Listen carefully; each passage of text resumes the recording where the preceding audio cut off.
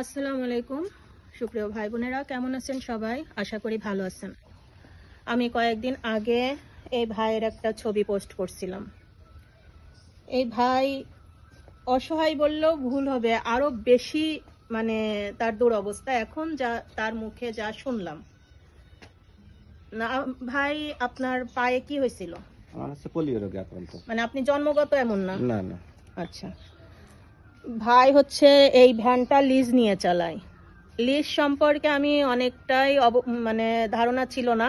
এই ভাইয়ের মুখে শুনে এখন ধারণা হলো যে আপনার একটা ভ্যানের দাম যদি 60 থেকে 65,000 টাকা হয়, তাহলে তারা লিজ দিয়ে 80 থেকে 85,000 টাকা নেয়। তো এই ভাই এখনো এই ভ্যানের কিছুই দিতে পারে নাই। একটা মেয়াদ থাকে, কত বছরটা আনুমানিক দিছে? যে এই ভ্যানের মানে মেয়াদ বলতে মানে 1 বছরের শোধ করার মেয়াদ 1 ছিল। বছরের মেয়াদ শোধ ছিল। আচ্ছা, ভাইটি কিছুই দিতে পারে নাই। আর ভাইয়ের সংসারে তার মুরব্বী মা বাবা আছে, এক ছেলে এক মেয়ে। মেয়েটা বিয়ে দিয়েছে, কিন্তু ছেলে তার দেখাশোনা করে না, যা ইনকাম করে তারই চলে না। তো আমি চাচ্ছিলাম ভাইয়ের একটা ভ্যানের ব্যবস্থা করে দিতে, যেহেতু সামনে রোজা, আমরা অনেকেই জাকাত দেই। তো সেই জাকাতের কিছু অংশ যদি এই ভাইয়ের জন্য আপনারা দেন, তাহলে এই ভাইয়ের ভ্যানের ব্যবস্থা হবে। তো সব মিলিয়ে ভাইয়ের মুখে যা শুনলাম, একটা ভ্যানের দাম 70,000 টাকা মতো লাগবে।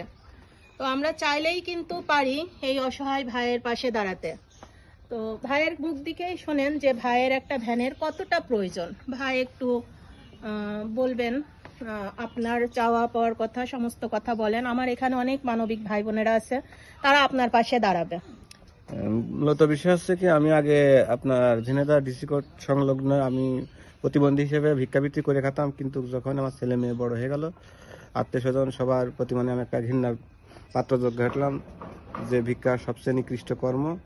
আর বিবেকের দিক থেকে আমি এটা কখনোই সাপোর্ট করি না যে মানুষের দয়া অনুগ্রহ নিই, কিন্তু যার কারণে আমি সেটা ছেড়ে দিয়ে আমি ভ্যান চালানোর 4 বছর ভ্যান চালাচ্ছি। এর ভিতরে আমি একটা ভ্যান কিনলাম, সেটা নষ্ট হয়ে যাওয়ার পরে আমি মেরামত করে বা কোনো কিছু করে আমি সেটা ঠিক রাখতে পারলাম না। যার পরে এই ভ্যানটা লিজ নেওয়ার পরেও মূলত কথা আমি দিনায় জর্জরিত হয়ে গেছি। আমার বৃদ্ধ পিতা মাতা এবং সন্তান নিয়ে আমি খুব একটা মানে সংসার জীবনে খুব একটা অশান্তির ভিতরে আছি। তাই আমি সমাজের কাছে সদয়বান হৃদয় ব্যক্তি যারা ভালো দিন কায়েমের চেষ্টা করে, অসহায় হতদরিদ্র প্রতিবন্ধীদের পাশে যারা দাঁড়ায় বা যারা মানুষের কল্যাণ চায়, আমি তাদের উদ্দেশ্যে বলছি, যদি আপনাদের এমন কোনো মন মানসিকতা থেকে থাকে যে একটা ছেলে প্রতিবন্ধী, সে কর্ম করে খেতে চায়, তার পাশে আমরা দাঁড়াবো, বা সেও আমাদের দেশের নাগরিক, আমার ভাই বা আমাদের সন্তান মনে করে, যদি কিছু সাহায্যর হাত আগিয়ে দিয়ে 10 মিলে যদি আমার একটা ভ্যানের ব্যবস্থা করতো, আমি আল্লাহর কাছে এতটুকু ফরিয়াদ জানাতাম যে দেশবাসী আজও ভালো মানুষ, দেশে ভালো মানুষ আছে। আচ্ছা, এখানে আমার নাম্বারটাই থাকবে, কারণ যে একটা নাম্বার থাকলে আমি হিসাব দিতে পারবো। পরবর্তীতে যদি আমি ভ্যানের ব্যবস্থা করতে পারি, কত কি টাকা উঠেছে, তার ভ্যান কিনে নিয়ে আপনাদের মাঝে যাতে আপডেট জানাতে পারি, সেই জন্য আমার নাম্বারটাই থাকবে। আর ভাইয়ের সাথে যারা যোগাযোগ করতে চান, কথা বলতে চান, তখন আমাকে ইনবক্স করবেন, আমি ভাইয়ের সাথে কথা বলাইয়ে দিব।